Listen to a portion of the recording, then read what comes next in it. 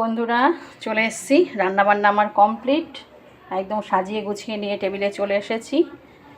তো মেনুতে তো আছে গরম ভাত, আছে সব দিয়ে পাঁচ তরকারি, আছে টমেটোর ডাল, আছে কচুরলতি পেঁয়াজ দিয়ে ভাজা, আছে ডিমের পোচ, আমের চাটনি, সালাড, গন্ধরাজ লেবু। তো এবার মেনুটা সাজিয়ে নিই।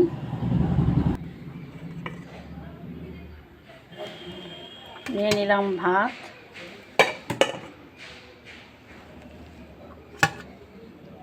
বাড়লাম,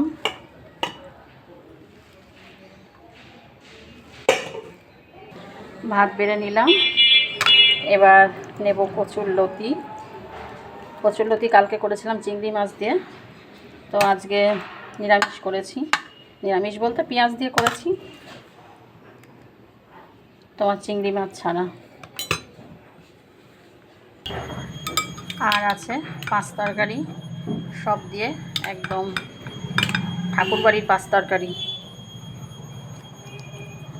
এই পাঁচ তরকারিটা খেতে ভীষণ সুন্দর হয়, বড়ি দিয়ে সব রকম দিয়ে দিলাম পাঁচ তরকারি।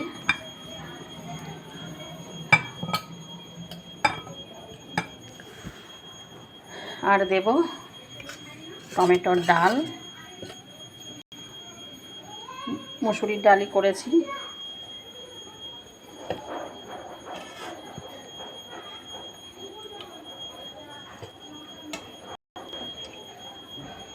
দিয়ে দিলাম টমেটোর ডাল,